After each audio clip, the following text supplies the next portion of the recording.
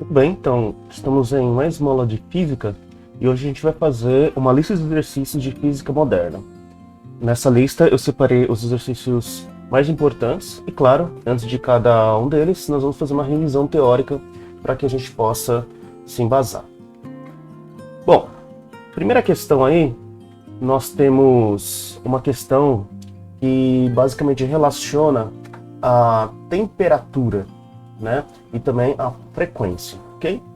É um dos assuntos aí de física moderna, né? Quanto maior a temperatura, maior a frequência de emissão, ok? Então, essa é uma informação importante. Quanto maior a temperatura, maior a frequência de emissão máxima, certo? Que é demonstrado aí nesse gráfico, né? Ok? E, claro, né? Cada frequência está relacionada a uma cor. Bem? Cada frequência está relacionada a uma cor. Então vamos dar uma lida nesse exercício para a gente poder entender melhor, né? Como é que a gente vai resolver a relação, né? Vai entender a relação entre as cores e a frequência e a temperatura. Vamos lá, número 1. A temperatura das estrelas distantes pode ser aferida através do espectro de radiação eletromagnética que elas emitem. Isto é, aqui na Terra existem aparelhos chamados espectrógrafos, que analisam o tipo de radiação que uma determinada estrela emite. A partir dessa análise, é possível estimar a temperatura da estrela. Olha que interessante, né? Só observando a cor, dá para estimar qual vai ser a temperatura da estrela, certo? E também das substâncias, né, das quais ela é feita. Interessante isso. Sabendo-se que, em observações da Terra, vemos o Sol com coloração amarelada. Então vamos começar a grifar aqui. O Sol com coloração amarelada. A estrela Betelgeuse com coloração avermelhada, né, vermelho. E a estrela Mintaka com coloração azul, azulada. Pergunta, alternativa correta, que coloca as estrelas em ordem crescente de temperatura, tá certo? Crescente de temperatura. Então, qual que é a propriedade? Né? Caso você ainda não tenha, anote aí no seu formulário. Quanto maior a temperatura, maior vai ser a frequência de emissão máxima, ok? Frequência de emissão está totalmente aí relacionado com a cor, certo? Bom, e para que você possa lembrar aí, né? Eu tenho, né, colocado essa figura aí como adicional dessa questão.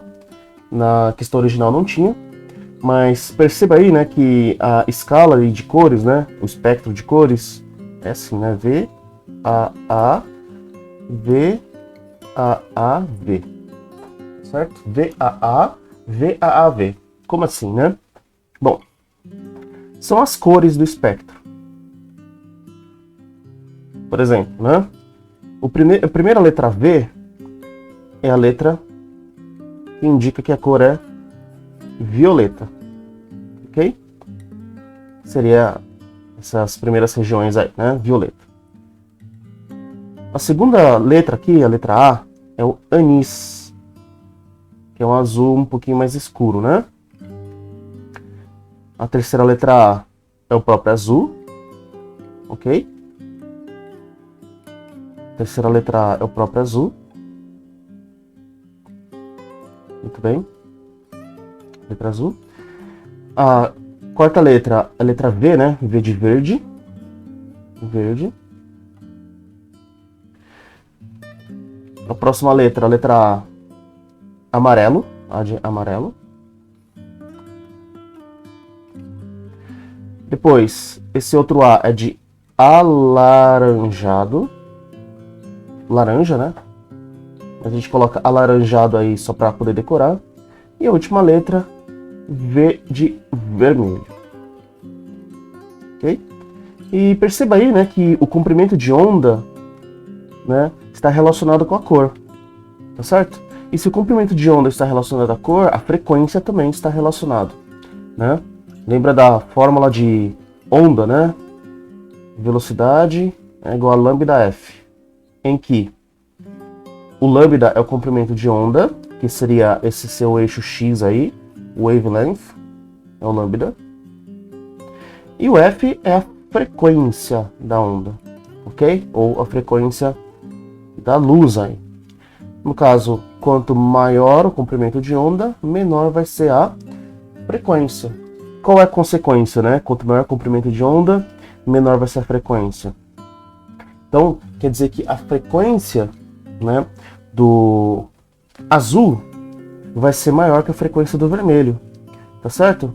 Então é tipo assim, deixa eu apagar aqui a região.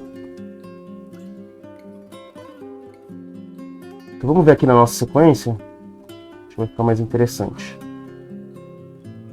Então, para a direita, o comprimento de onda aumenta, né, nessa sequência aí de cores, e para a esquerda, a frequência aumenta. Ok? São grandezas inversamente proporcionais. Então, podemos dizer, né, que o violeta, anis, azul tem frequências maiores do que, por exemplo, o vermelho, alaranjado e amarelo. Certo? Muito bem. Então, sabendo disso, gostaria que você pausasse o vídeo e tentasse fazer aí essa primeira questão da nossa aula de hoje. Muito bem, espero que você tenha conseguido, né? Então, basicamente, você vai colocar aí na ordem crescente de temperatura. Então, na ordem crescente de temperatura é basicamente a ordem crescente de frequência, certo? Então, a alternativa correta, B de bola. Porque Betelgeuse tem coloração avermelhada, ou V de vermelho. O Sol, a coloração amarelada, A de amarelo. E Mintaka, coloração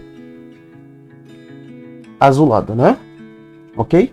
E aí, né, pela sequência, nós observamos que a frequência, né, está na ordem crescente aqui, e, portanto, está também na ordem crescente de temperatura. Muito bem. Não esqueça de colocar nos comentários a todo momento aí que você tiver qualquer dúvida. Então, questão número 2. As lâmpadas incandescentes são pouco eficientes no que diz respeito ao processo de iluminação. É verdade, né? Porque grande parte da energia é dissipada por efeito Joule. Com o intuito de analisar o espectro de emissão de filamentos de uma lâmpada incandescente, vamos considerá-lo como sendo semelhante ao de corpo negro. Olha só, corpo negro, certo? Emissor ideal. E aí, propriedade, né? Temos o gráfico aí na direita, tá? Corpo negro. Que esteja a mesma temperatura do filamento, cerca de 3000 Kelvin. Bem, ó, 3000 Kelvin. Na figura a seguir, temos o espectro de emissão de um corpo negro para diversas temperaturas. Intensidade da radiação emitida por um corpo negro em função da frequência para diferentes valores de temperatura, né? Bom, diante das informações do gráfico, podemos afirmar que, tal como por corpo negro, então aqui basicamente é analisar o gráfico, né? E assinalar a alternativa correta. Então aqui eu queria que você novamente pausasse o vídeo, né, e tentasse fazer essa questão. Logo em seguida vamos fazer uma revisão rápida, né, se for o caso, da parte teórica sobre corpo negro e também entendimento desse gráfico. Vamos lá, tente fazer.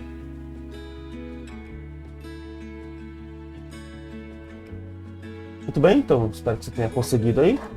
Perceba, né, que nesse gráfico nós temos várias temperaturas, né? 3000 Kelvin, 4500 Kelvin, 6000 Kelvin. Então, para o emissor ideal que a gente está observando, né, nós temos que considerar essa temperatura aqui de 3000, né, Kelvin, certo? Então, é nesse gráfico que a gente vai estabelecer aí o nossa resolução. Ok. E perceba também que essa, né, é a faixa visível, quer dizer, né, é onde nós conseguimos enxergar. Então imagina uma lâmpada incandescente, que tem essa temperatura aí de 3000 Kelvin, essa faixa de luz visível, é essa faixa que vai iluminar, né, a região aí do seu quarto, né, a sua cozinha, por exemplo. Então perceba, né, no gráfico, que é só um pedacinho aqui que corresponde à faixa visível dessa lâmpada. Tudo bem? Bom, e outra coisa que é importante, né, de relembrar dessa matéria, tá, é que a energia, né, da luz, ou energia do fóton, está relacionada com a frequência através dessa fórmula, né? E igual a HF. Então, se você não tem ainda, anote essa formulinha, muito importante. Tá? Então, o Ezão é a energia do fóton. O H é a constante, né? Qual constante que é? Constante de Planck, certo? E o F é a frequência. Né? A energia sempre em joules, a frequência sempre em hertz, certo? Muito bem. Então, cada luz, né, cada fóton, no caso, né, cada partícula, ela tem uma energia intrínseca que está relacionada com a frequência ou com a cor da luz, ok? Muito bem. Então, sabendo disso, né, vamos observar aqui as alternativas. Diante das informações do gráfico, podemos afirmar que, tal como o corpo negro, a alternativa correta vai ser a alternativa D de dado. A lâmpada incandescente emite grande parte da sua radiação fora da faixa do visível, que é o que a gente, né, observou aí no gráfico, tá certo? Agora vamos ler rapidamente as outras alternativas que estão incorretas, né? Item A.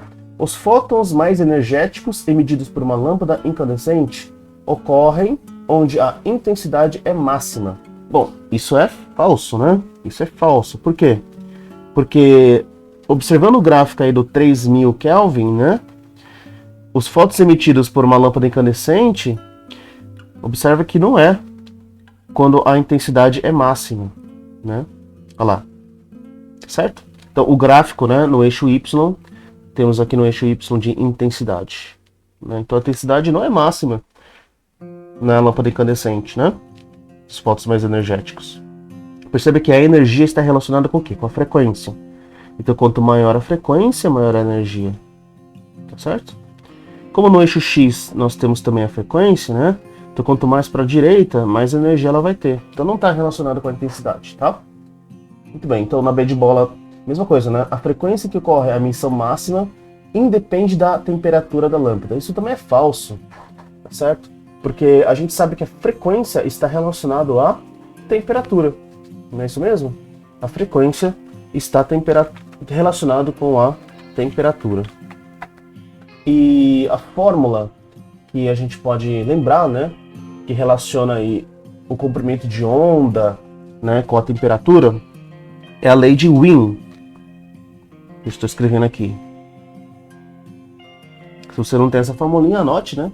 Então, o lambda é igual a constante dividido por temperatura. O lambda é o comprimento de onda, né?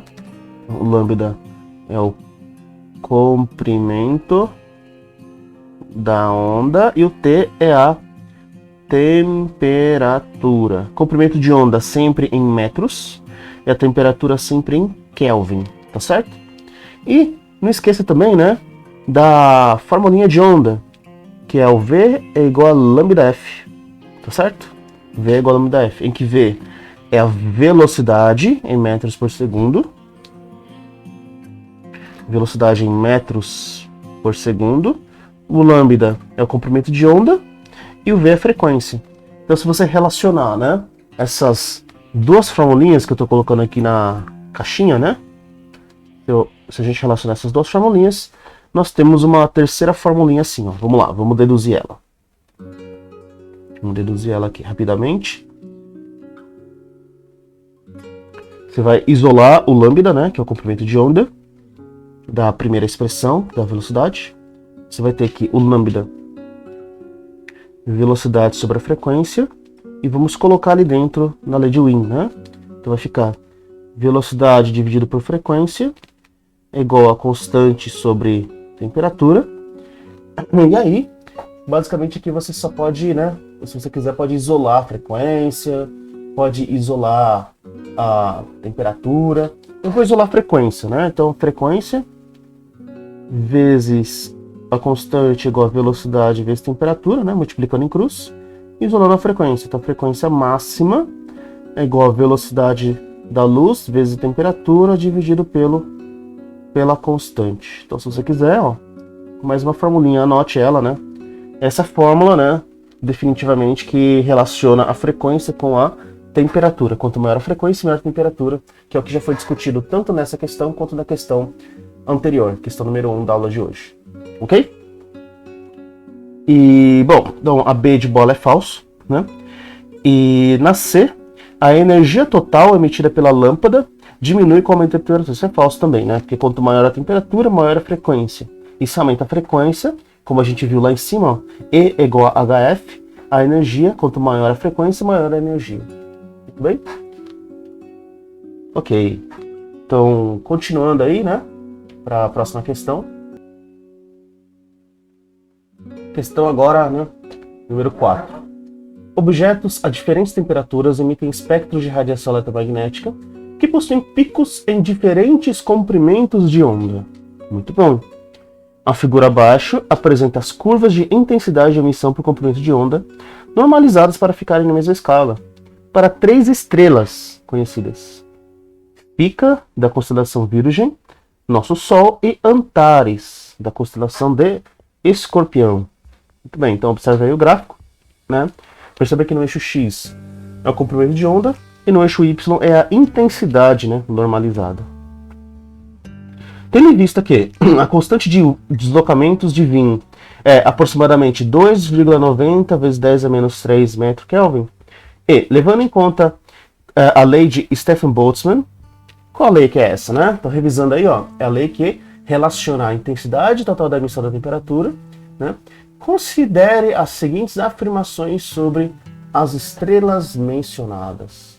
Muito bem, então, antes da gente ver, né, as alternativas, perceba o seguinte: no gráfico, as intensidades máximas de Spica, de Sol e de Antares ocorrem a valores específicos aqui do comprimento de onda, né? Então, temos aqui o comprimento de onda aqui de Spica. Vamos escrever lambda de Spica. Temos o do Sol, lambda do Sol, e o outro comprimento de onda que é o lambda de Antares. Correto? Bom, e o comprimento de onda, né, eles se diferem. Perceba que o comprimento de onda de Antares é maior que o comprimento de onda do Sol, que é maior que o comprimento de onda de Spica. Tá certo? Isso, né? Você vai perceber também que essa vai ser, né, a relação entre os comprimentos de onda para cada uma das intensidades. Ok, mas lembrando, né, da formulinha de Wien, né, lambda é igual a uma constante sobre a temperatura, aqui, que você já anotou aí no seu formulário. Quanto maior o lambda, menor a temperatura, né? Quanto maior o comprimento de onda, menor a temperatura. Portanto, temos que inverter essa relação quando a gente percebe, né, quando queremos avaliar a temperatura. Então, a temperatura de Antares é menor que a temperatura do Sol, que é menor que a temperatura de Spica. Certo? Então, quanto maior o comprimento de onda, menor vai ser a temperatura. Muito bem. Então, vamos ler aqui as alternativas. No número 1, Spica é a mais brilhante das três. Essa é verdadeira, por quê, né? Porque quanto maior aí a temperatura, né, mais energia, né, mais radiação ela está emitindo. Tá certo? Você pode relacionar também com quem? Com a formulinha E igual a HF, né? Então, quanto maior a frequência, maior a energia. E a frequência, né, é inversamente proporcional ao comprimento de onda, certo? Então, lembra daquela última formulinha que você anotou?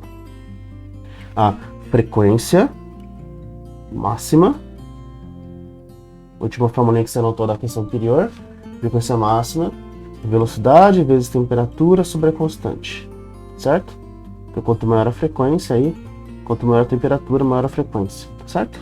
E aí aumenta ainda mais, né, a energia, né? Quanto maior a temperatura, mais vai ser mais energia ele vai emitir, portanto mais brilhante. Número 2, a temperatura do Sol é de aproximadamente 5.800 Kelvin. Bom, aí a gente tem que fazer conta, né? Qual formulinha que vamos utilizar? Da lei de Wien, né? Vamos lá, vamos fazer a continha aí. Vou apagar aqui minha coluna da direita. Vou apagar essas fórmulas. Vamos analisar a segunda, né? Então, o lambda máximo é a constante sobre a temperatura. Vamos lá, qual que é o lambda do Sol, né? O lambda do Sol eu vou aproximar para meio, tá bom? 0,5 ali, 10 a menos 6 no gráfico, né? 0,5, 10 a menos 6, que é igual a constante, 2,90, 10 a menos 3, dividido pela temperatura, né? Okay, multiplica em cruz, passa dividindo. Temperatura 2,90, 10 a menos 3 dividido por 0,5, 10 a menos 6. E aí, fazendo a continha aí, né? Não esqueça aí de trabalhar com as potências de 10, certo? Você vai obter 5.800 Kelvin. Essa vai ser a temperatura do Sol. Legal, né? É interessante como é possível medir a temperatura de estrelas sem usar termômetro. Usando aí, né, a relação da lei de Wien, né, que estabelece que quanto maior o comprimento de onda, menor vai ser a temperatura. Ok? Lambda máxima igual a constante sobre a temperatura. E por último, né, Antares é a mais fria das três, ela também é verdadeira, né? Perceba que a temperatura de Antares é a menor de todas, como observamos aqui, né, em verde. Quanto maior o comprimento de onda, menor vai ser a temperatura. Muito bem.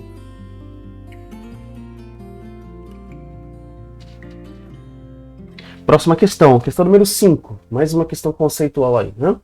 Bom, então, as radiações eletromagnéticas possuem diversas aplicabilidades na vida cotidiana. E o espectro mais utilizado pela humanidade é formado por radiações que possuem comprimentos de onda que vão desde dimensões atômicas, raio-x, raio gama, até centenas de metros, onda de rádio. Então aqui ele está relacionando aqui, o comprimento de onda, né? Certo? Bom, conforme a ciência atual postula, a radiação eletromagnética possui caráter dual. Pode ser considerada partícula ou onda. Isso daqui é total física moderna, né? Pode ser considerada partícula ou onda, dualidade da matéria, dependendo da situação do estudo. Pode-se associar a cada feixe de radiação eletromagnética um feixe de partículas chamada de fótons. E a energia de cada fóton depende de uma constante chamada constante de Planck, certo? Que é diretamente proporcional à frequência de radiação. Então, sim, a fórmula é essa, né? Ezão igual a HF, em que o Ezão é a energia, certo? O H é essa constante de Planck e o F é a frequência da onda. Continuando, sobre as radiações eletromagnéticas são feitas as seguintes afirmações. Então aqui eu queria que você pausasse o vídeo, né? Com certeza, com toda essa revisão teórica que a gente já teve nessas primeiras questões, você vai conseguir acertar essa questão número 5, né? Então, vamos lá, vou pedir para você pausar o vídeo e assinalar quais são as verdadeiras e falsas aí, né? 1, 2 ou 3. Vamos lá, pausa o vídeo e tente fazer. Muito bem, espero que você tenha conseguido aí, né? Então, vamos lá, a primeira, né? Quanto menor o comprimento de onda da radiação eletromagnética, maior a energia do fóton a ela associada. Então vamos lá, vamos ver se isso é verdadeiro ou falso. Então nós temos basicamente duas formulinhas que você já colocou no seu formulário, que são lei de Wien, então frequência, né? É igual a constante sobre a temperatura, e Ezão é igual a HF, certo? Muito bem. Além disso, né, a outra formulinha de onda, né, velocidade é igual a lambda F, também é importante. Tá bom? Então são 3, né? 1, 2 e 3. Ok. Então, vamos lá. Quanto menor o comprimento de onda, observando na formulinha número 3, maior vai ser a frequência, certo? Grandezas inversamente proporcionais. Quanto menor o comprimento de onda, maior a frequência. E na número 2, quanto maior a frequência, maior a energia. Então, a primeira é verdadeira, né? Quanto menor o comprimento de onda, maior a energia. Número 2. Quanto menor a energia de um fóton associado a uma dada radiação eletromagnética, menor a sua velocidade de propagação. Bom, isso sempre vai ser falso, tá? Porque a velocidade de propagação, ela é sempre constante, tá bom? A velocidade é sempre a mesma. E para relembrar, né, velocidade da luz no vácuo é 3 vezes 10 oitava metros por segundo. A gente nem coloca V de velocidade, a gente coloca C, né? Czão. Certo? Então, só para relembrar aí, muito importante, né? Essa é a velocidade da luz no vácuo. 3 vezes 10 oitava metros por segundo, ela é constante. Então é falso. Número 2 é falso. Número 3. A energia de um feixe eletromagnético, constituído de radiação em frequência constante, é discreta, ou seja, só pode assumir valores múltiplos inteiros de um valor mínimo. Isso é verdadeiro. Por que é verdadeiro, né? Porque quando a gente pensa em um feixe eletromagnético, a luz, né? E também relacionando com a dualidade, né? Partícula-onda, né? Como a luz ela pode ser uma partícula, né? Que tem, claro, né? Ela tem uma característica discreta, tá certo? São como se fossem várias bolinhas andando, né? Várias partículas andando. Então, podemos considerar que a energia do feixe eletromagnético ela só pode assumir valores múltiplos de inteiros, certo? Então, E igual a HF, pacotinhos de energia, ok?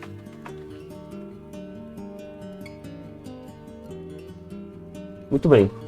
Então, a alternativa correta aí nessa questão que nós temos aí a alternativa B de bola.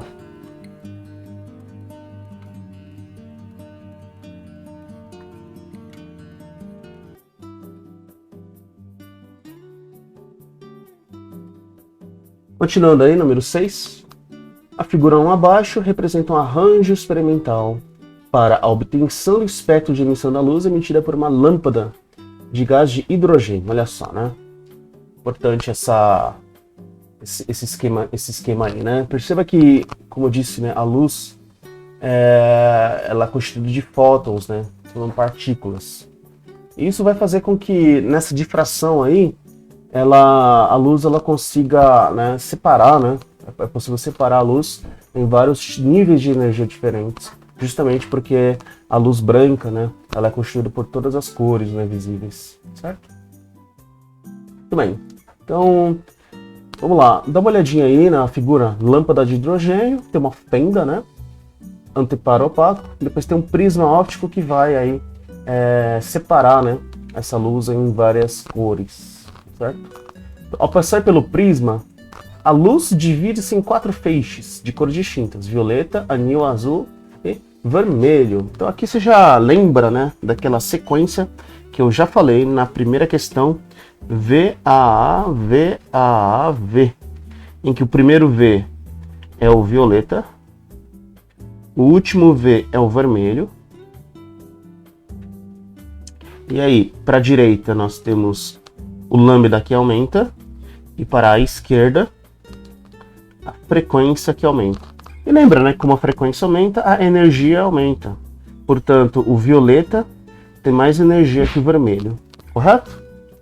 Bom, considere agora a figura 2, que ilustra esquematicamente alguns níveis de energia do átomo de hidrogênio, onde as setas 1, 2, 3 e 4 mostram as transições possíveis para esse átomo. Então, tem aí os níveis de energia, né, e as transições, certo? Então, relacionando as informações contidas na figura 2 com as cores da luz emitida pela lâmpada de gás de hidrogênio, mostrada na figura 1, é correto afirmar que a cor anil, ela corresponde a qual transição? Então, lembra na sequência aqui, ó, VAA, VAV, o primeiro é o violeta, o segundo é o anil, né? Certo? Vamos lá, então agora eu queria que você pausasse o vídeo e tentasse fazer aí essa questão número 6. Tudo bem? Espero que você tenha conseguido aí. Então, quanto maior o desvio, né, você vai ter a maior frequência. Então, essa é a ordem de frequências, certo? Então, perceba aí, né, que ou a cor Ni, na verdade, né, anil, tem que ser correspondente a número 2, tá certo? É a número 2. É o segundo nível com maior energia. O primeiro é o violeta, né? E o segundo é o Ani. Então, número 2. Bem tranquilo, né? Questão mais conceitual, mas claro, se você tiver aí com esses conceitos bem definidos, são questões tranquilas, né? E que realmente caem na prova, tá certo? Vamos lá, continuando aí.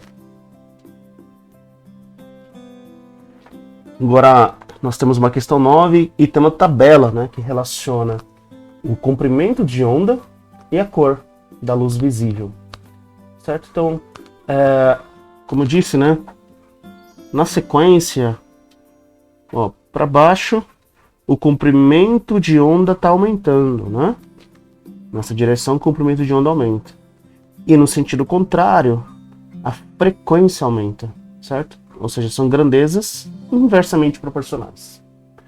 Muito bem, então vamos lá. Questão número 9.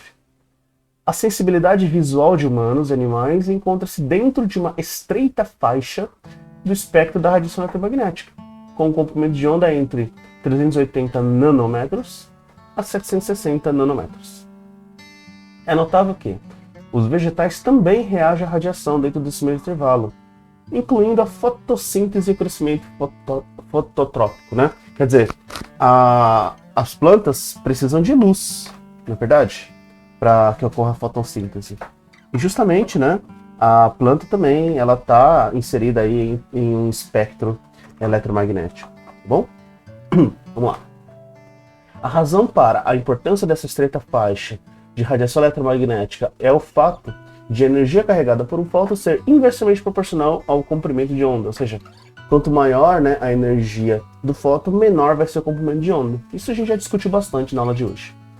Assim, os comprimentos de onda mais longos não carregam energia suficiente em cada fóton para produzir o efeito fotoquímico apreciável, e os mais curtos carregam energia em quantidade que danifica os materiais orgânicos. Faz sentido, né? Vai danificar porque tem muita energia. Bom, então temos a tabela aí. E sabendo-se que, né, a energia carregada por um fóton de frequência F é dada por E igual a HF, correto? Em que o H 6,610-34 Joule/segundo, essa é a constante de Planck, e que a velocidade da luz aproximadamente C é igual a 3,10 metros por segundo, e que 1 nanômetro é 10 a menos 9 metros. Pergunta, né? A cor da luz cujos fótons carregam uma quantidade de energia aproximadamente 3,96, 10 a menos 19 joules é. Então aqui você vai utilizar duas fórmulas. Quais são elas? Primeira formulinha, E igual a HF. Segunda fórmula, V igual a lambda F.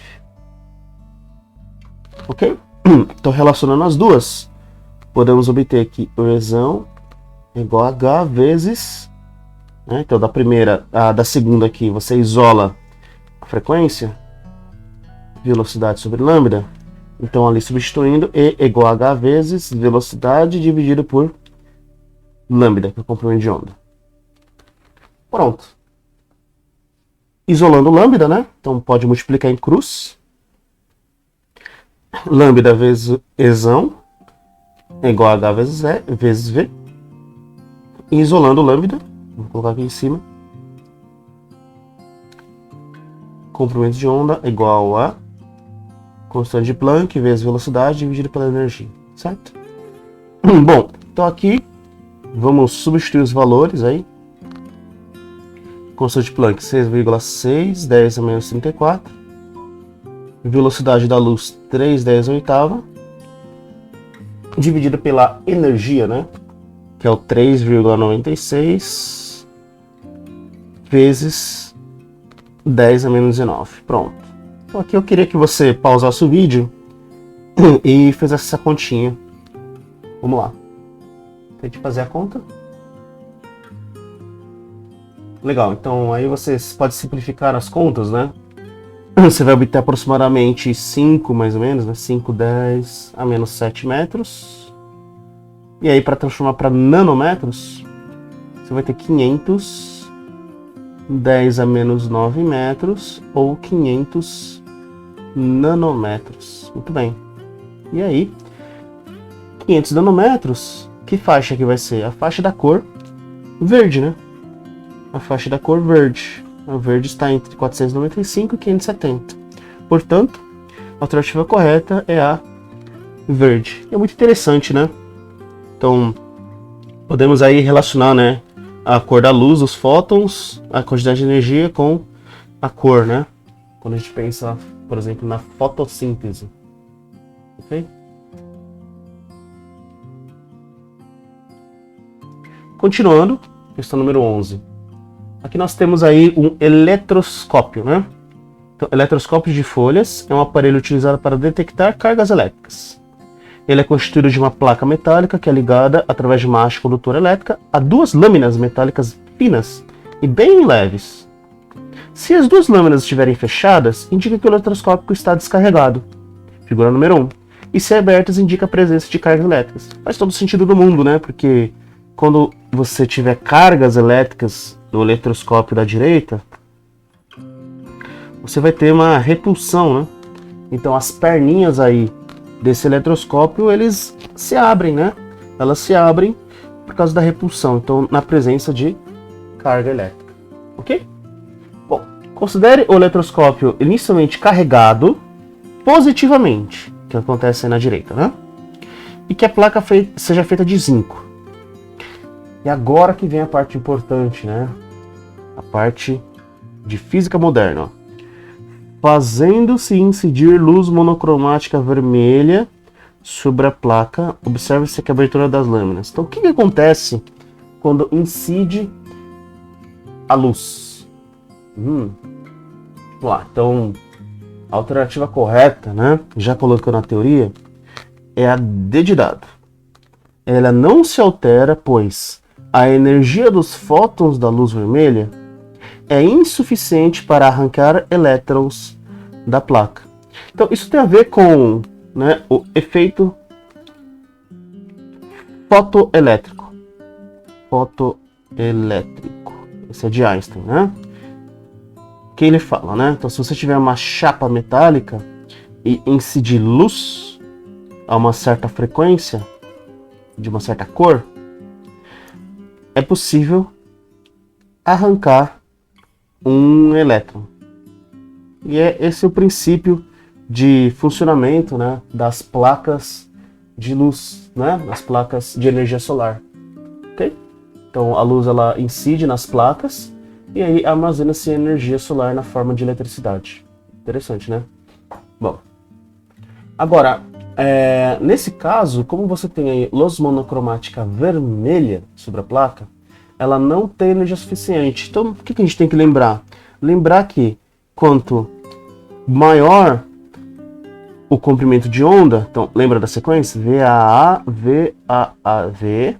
Então, o último V é do vermelho. Então, para a direita aumenta o comprimento de onda e para a esquerda aumenta a frequência. Então, quanto maior o comprimento de onda, menor vai ser a energia, certo? Então, a luz monocromática vermelha não tem capacidade, né, de arrancar o elétron porque ela tem baixa energia, tá certo? Então, observando na formulinha do E igual a HF, baixa frequência, a energia é baixa também, certo? Muito bem. Então, próxima questão.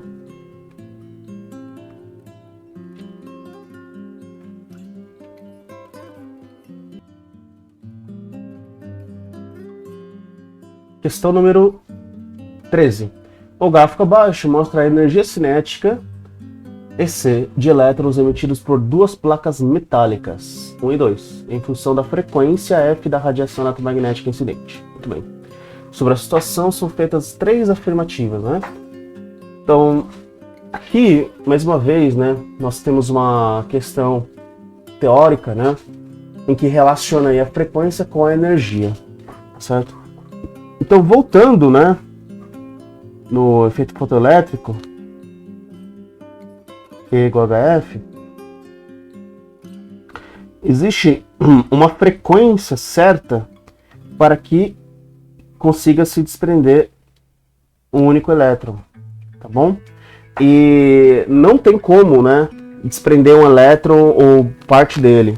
Quer dizer, é uma energia, a energia necessária suficiente, ela é uma energia mínima. A partir daquele valor que o elétron consegue se desprender, tem que ser exatamente aquele valor, certo? Então é 880, né? 880. Não existe, na verdade, né, uma transição aí contínua. Na verdade, é uma transição abrupta de frequência. E essa frequência mínima aí, a gente chama de frequência de corte, tá certo? É só a partir dessa frequência que você consegue arrancar o elétron, né? Abaixo dessa frequência, os elétrons são excitados, mas você não consegue arrancar. Tudo bem? Então é 880. Passou desse valor, aí sim os elétrons são emitidos. Então, observando no gráfico, esses dois pontos aí são as frequências de corte. Frequência de corte. Ok? Muito bem. Então, perceba que a frequência de corte do segundo é maior que a frequência de corte do primeiro, né? Então, no primeiro, na primeira curva, como a frequência de corte é menor, ela vai precisar de mais energia, né, para arrancar elétrons. A segunda já tem mais energia. Então vamos escrever isso. O segundo tem mais energia para arrancar e o outro tem menos energia. Pronto. E aí vamos lá, né? Vamos ler essas alternativas aí, já vamos assinalando aí quais são as verdadeiras e falsas, tá? Então, número 1.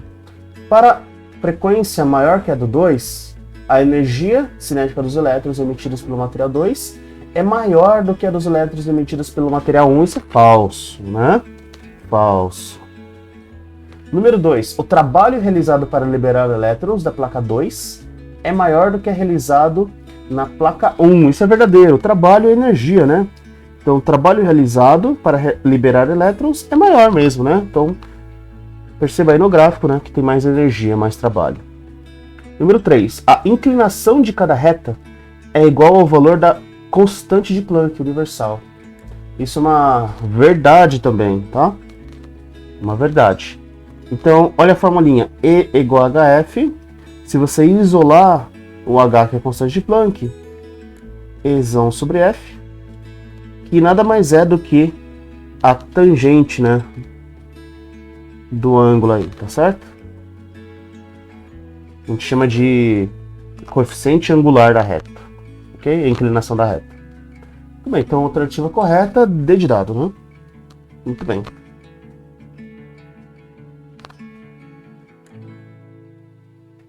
Continuando aí na próxima questão, número 15, né, da FUVEST. Olha só, FUVEST. Na estratosfera, há um ciclo constante de criação e destruição do ozônio. A equação que representa a destruição do ozônio pela ação da luz ultravioleta solar é, então, O3 com a luz ultravioleta vai dar O2 mais O. Então, destruiu, né, a camada de ozônio, né? Virou oxigênio e uma só, né? Um átomo aqui de oxigênio quebrando o O3, tá certo? O2 mais O. O gráfico representa a energia potencial de ligação entre um dos átomos de oxigênio, né, que constitui a molécula de ozônio, O3, e outros dois como função da distância de separação. Então, o que está acontecendo aí, né? É a relação da energia necessária e suficiente para quebrar um átomo de, aliás, uma molécula de ozônio, certo? Então, esse gráfico aí, ó, temos aí no eixo X o raio, né, ou a distância, né, entre um átomo de oxigênio com essa molécula de O2 aí, formando o O3, né, no eixo X, na abscissa. E no eixo vertical, a energia, né, 10, olha a escala, 10 a menos 19 joules, certo? E aqui nós temos a energia mínima, certo?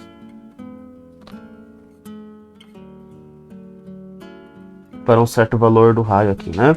Então essa energia aqui é a energia de quebra, que vale 6, 10 a menos 19 joules, não é isso? aproximadamente aí 6, 10 a menos 9 joules. Ok. Então, a frequência dos fótons da luz ultravioleta, que corresponde à energia de quebra de uma ligação de molécula de ozônio para formar uma molécula de O2 de um átomo de oxigênio, é aproximadamente. Ele deu todos os... deu a formulinha, né? E igual a HF, exão é a energia do fóton, F é a frequência da luz, ele deu a constante de Planck. Então aqui é bem tranquilo essa questão. A parte mais complicada talvez seria observar o gráfico, né? Quanto que vai ser a energia da quebra, correto? Então, E igual a HF, a energia da quebra 6 10 a menos 19, igual a constante de Planck, 6 10 a menos 34, vezes a frequência que a gente quer. Então passo dividindo.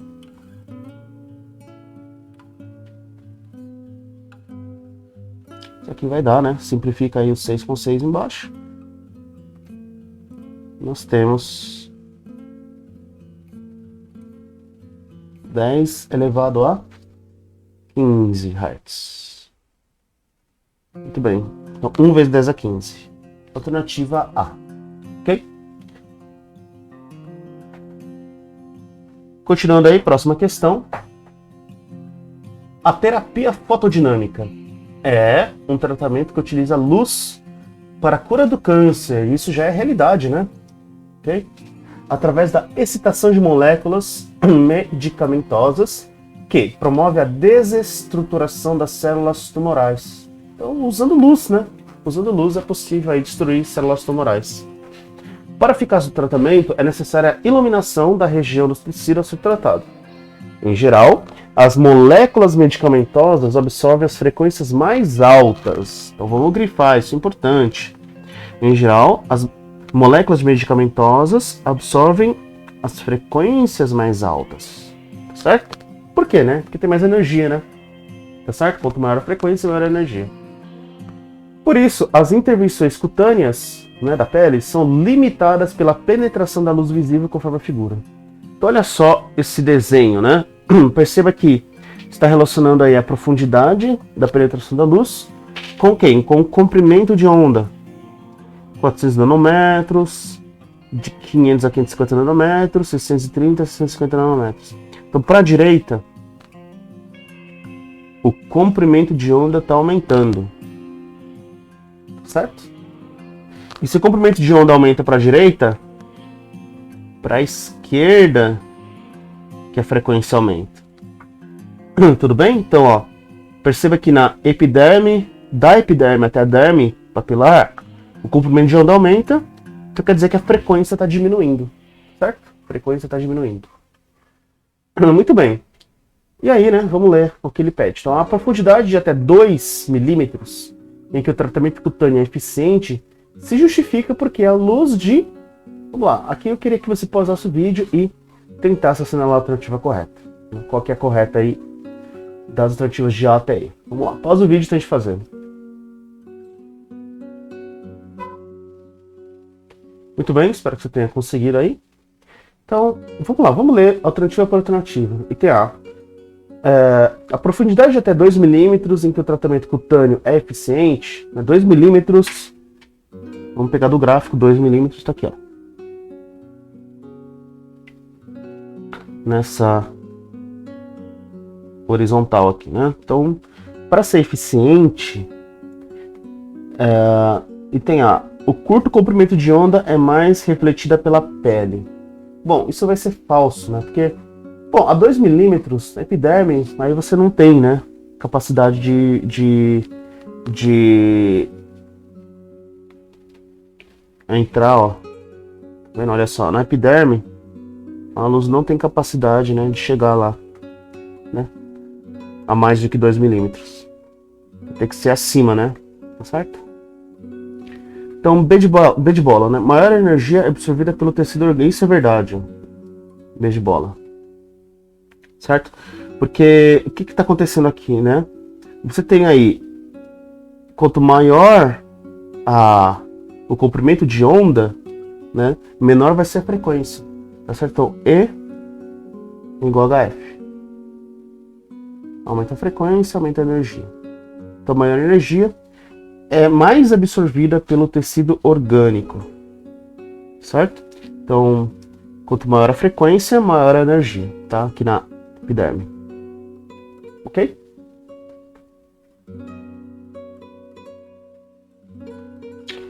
Letra C. Menor energia absorvida nas regiões mais profundas. Isso é falso, né? Porque nós observamos aí que nesse gráfico, para ter uma profundidade grande, né? Você tem que colocar mais energia.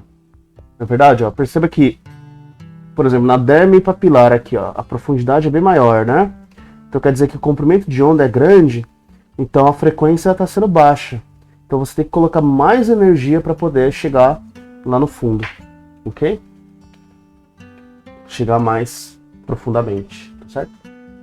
Dedidado, todos os comprimentos de onda terão alta intensidade, é falso, né? Isso sempre vai ser falso. Porque quanto maior o comprimento de onda, menor vai ser a energia, né? Então menor a intensidade. E cada comprimento de onda percebe um índice de refração diferente, isso também vai ser falso, né? Então a gente lembra na propriedade da luz que como o índice de refração a gente está relacionando com a velocidade da luz, tá? E a velocidade da luz ela é sempre constante, certo?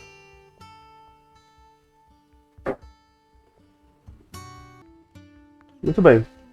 Então, o item E tem mais a ver com óptica, né?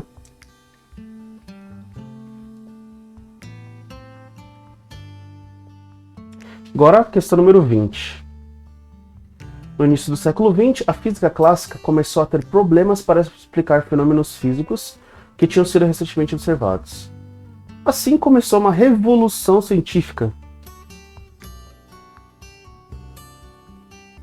que estabeleceu, né, as bases do que hoje se chama física moderna. Entre os problemas antes inexplicáveis e resolvidos nesse período, pode-se citar, então aqui, né, dedicado, a radiação do corpo negro, o efeito fotoelétrico e a radioatividade. Então esse vai ser o nosso tema, né? Foi o tema da nossa aulinha de hoje. Muito bem, então espero que você tenha gostado da aula. Qualquer dúvida que você tiver, coloque aí nos comentários, né? Qualquer problema que tiver na resolução dos exercícios. E espero você na próxima aula.